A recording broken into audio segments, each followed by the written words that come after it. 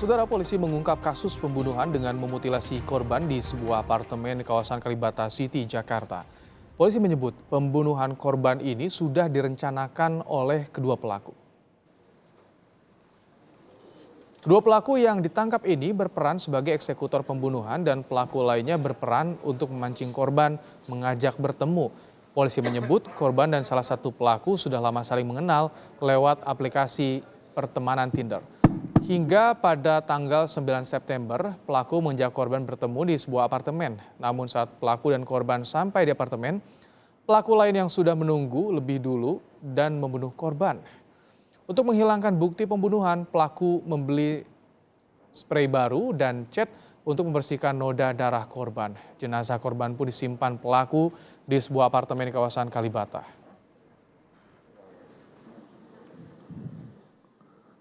Kronologis ya, bahwa antara korban dengan saudara LAS ya, LAS ini memang sudah lama ya mereka saling mengenal. Mereka mengenal melalui chatting yaitu saudara LAS chatting dengan korban melalui aplikasi Tinder. Saya rasa mungkin tahu ya aplikasi Tinder ini. Ya, dan tadi saya sampaikan mereka kemudian beberapa kali ketemu dan korban memang juga kemudian meminta nomor WA kepada tersangka dan keduanya sering melakukan chatting ya dan menggunakan aplikasi WA atau WhatsApp.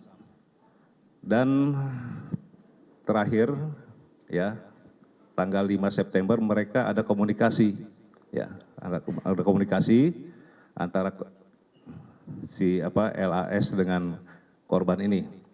Kemudian tanggal 7 September mereka ada berjanjian untuk bertemu di salah satu apartemen tadi, apartemen di Pasar Baru tadi. Dan kemudian mereka menyewa tanggal 7 sampai dengan tanggal 12 menyewa apartemen tersebut. Nah, disinilah kemudian ada waktu beberapa hari, ya, mereka kemudian sekitar tanggal 9 ya, 9 September mereka masuk ke apartemen tersebut. Dan sebelum tanggal 9 ini rupanya antar saudara LAS dengan saudara DAF. DAF ini bisa dikatakan merupakan pacarnya LAS juga, ya. Tersangka DAF dengan LAS ini ada hubungan bisa mungkin hubungan bahwa mereka merupakan pacar daripada LAS. Nah, disitulah mereka merencanakan untuk menghabisi korban ya saudara RHW tadi ya. Tanggal 9 masuk, rupanya DAF ini sudah mendahului masuk ke apartemen tersebut. DAF ini mereka kemudian bersembunyi di kamar mandi. Di kamar mandi. Nah, kedatangan korban dengan saudara LAS itu awalnya sempat mereka berbincang kemudian berhubungan ya. Nah, ketika berhubungan itulah kemudian DAF keluar. Jadi mereka sudah menyiapkan batu bata, langsung dipukulkan ke kepalanya, itu sebanyak 3 kali. 3 kali dipukul, kemudian dia melakukan penusukan terhadap korban, itu sebanyak 7 kali. Sehingga korban meninggal dunia. Nah, ini yang dilakukan oleh mereka. Ya, 2 ransel dan 1 kresek. Nah, setelah itu mereka juga, saya lupa tadi menyampaikan, mereka juga membeli spray baru ya. Spray baru dan cat warna putih untuk mengecat bercak-bercak darah yang ada di tembok itu. Nah, Setelah membunuh, pelaku kemudian mengambil seluruh tabungan korban yang digunakan untuk membeli sejumlah aset seperti emas, sepeda motor, hingga sebuah rumah. Rumah ini rencananya akan digunakan untuk mengubur jenazah korban. Polisi menyebut dua pelaku telah merencanakan pembunuhan ini untuk mengambil aset korban. mereka menguras isi daripada rekening milik korban. Ya. Dengan membeli logam mulia berbagai ukuran, kemudian perhiasan emas, motor merek Yamaha NMAX, dan menyewa rumah di Permata Cimanggis di Cimanggis, ya, yang akan digunakan untuk mengubur korban. Itu. Jadi rangkaiannya seperti itu. Mereka si korban ini mengetahui bahwa si korban ini memiliki finansial yang dianggap lebih gitu kan, mereka dianggap orang berada, sehingga kedua tersangka itu berencana ya untuk menghabisi nyawa korban dan kemudian mengambil barang-barang dan uang milik korban tersebut. Lebih lengkap terkait kasus pembunuhan disertai mutilasi di apartemen Kalibata City akan ditanyakan langsung pada jurnalis Kompas TV, Jonah Hamonangan. Jonah, jadi polisi menyebut ini pembunuhan berencana. Jadi motifnya apa yang disangkakan pada pelaku? Ya, selamat sore Ibrahim dan saudara. Untuk motif utama dari kejadian adalah untuk menguasai harta benda.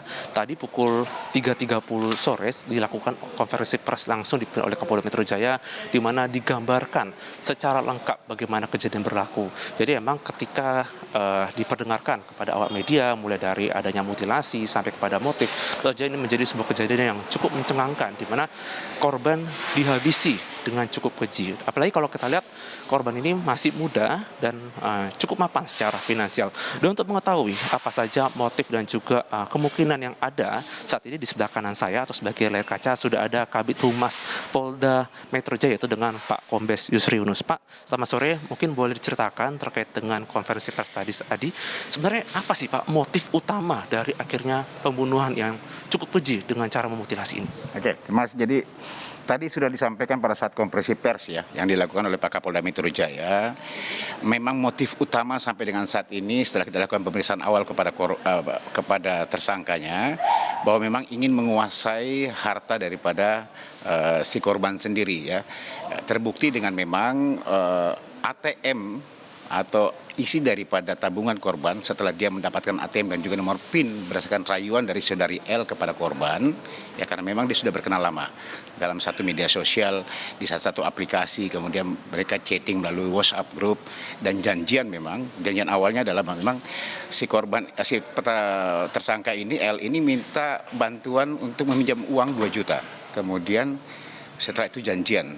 Sejak tanggal 5 September kemarin berkomunikasi, tanggal 7 mereka ketemu, dan tanggal 9 lah eksekusi itu dilakukan. Nah, motifnya adalah dia ingin menguasai ATM. Dan terbukti memang 97 juta yang dia sempat kuras dengan membeli bermacam-macam barang ya, termasuk ada di situ koin emas, juga ada perhiasan, bahkan motor, serta untuk menyewa rumah yang dipakai untuk rencana untuk menguburkan si korban sendiri. Itu sempat dilakukan, begitu. Untuk motifnya sendiri kan akhirnya kan tadi terungkap bahwa motifnya kan sebenarnya ingin menguasai harta benda.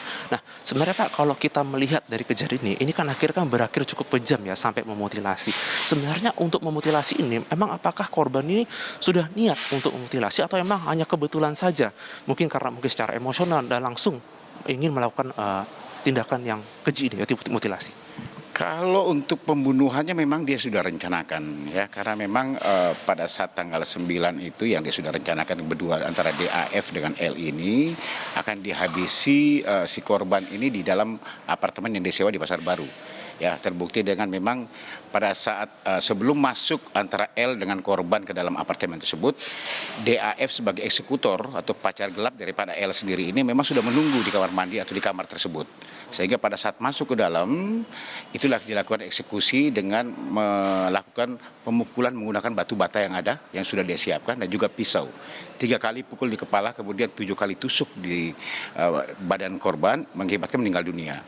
Nah, cuma hasil pemeriksaan awal bahwa si tersangka menyampaikan ke kita bahwa mereka bingung mau kemanakan jenazah ini. Nah, itulah yang kemudian mereka berpikiran setelah itu keluar untuk membeli gergaji dan juga parang untuk melakukan mutilasi kepada korban. Juga menyiapkan koper, tas kresek, dan juga bahkan sudah membeli sarung bantal dan juga spray dan juga cat. Ya, cat untuk bisa menghilangkan bukti-bukti darah, percikan darah yang memang setelah dia bersihkan masih ada percikan darah. Itu sudah dipersiapkan. Jadi memang perencanaannya sudah jelas. Gitu. Pak, boleh ceritakan lagi Pak untuk tersangka inisial DAF dan LAS ini. Jadi mungkin biar ada penggambaran terkait dengan si tersangka ini. DAF dan LAS ini adalah pasangan memang masih pacaran, ya. Tetapi mereka memang pengangguran, tidak bekerja. L ini mengenal korban sejak setahun yang lalu melalui salah satu aplikasi, dan kemudian juga mendapat nomor dari korban sendiri, nomor handphone, untuk kemudian mereka mengulang melalui WhatsApp, ya, aplikasi WhatsApp untuk bisa chatting berdua, bahkan janjian pun sama, berawal dari tanggal 5 saya sebutkan tadi sampai dengan eksekusi tanggal 9, sehingga terjadi pembunuhan dan mutilasi terhadap si korban sendiri, gitu. Oke, Pak, terakhir untuk pasal yang disangkakan, Pak. Di sini kita karena pembunuhan berencana, ya, kita persangkakan di pasal 340 dengan ancamannya adalah hukuman mati, seumur hidup dan atau 20 tahun penjara. Kita lapis dengan pasal 338 15 tahun penjara KUHP, kemudian juga 365 di sini di KUHP juga sama ancamannya 15 tahun penjara. Oke, terima kasih banyak Pak waktunya. Tentu saja ini menjadi sebuah atensi agar masyarakat mungkin lebih hati-hati Pak. Gitu. Demikian wawancara saya dengan Kabid Humas Polda Metro Jaya dengan Pak Kombes Yusri Yunus. Tentu saja untuk pasal yang disangkakan tadi sudah ada pasal 340 KUHP. Diharapkan polisi nanti akan masih untuk mengecek atau melakukan pendalaman untuk melihat apakah mungkin ada korban lain terkait dengan adanya penelusuran dari kasus ini. Ibrahim.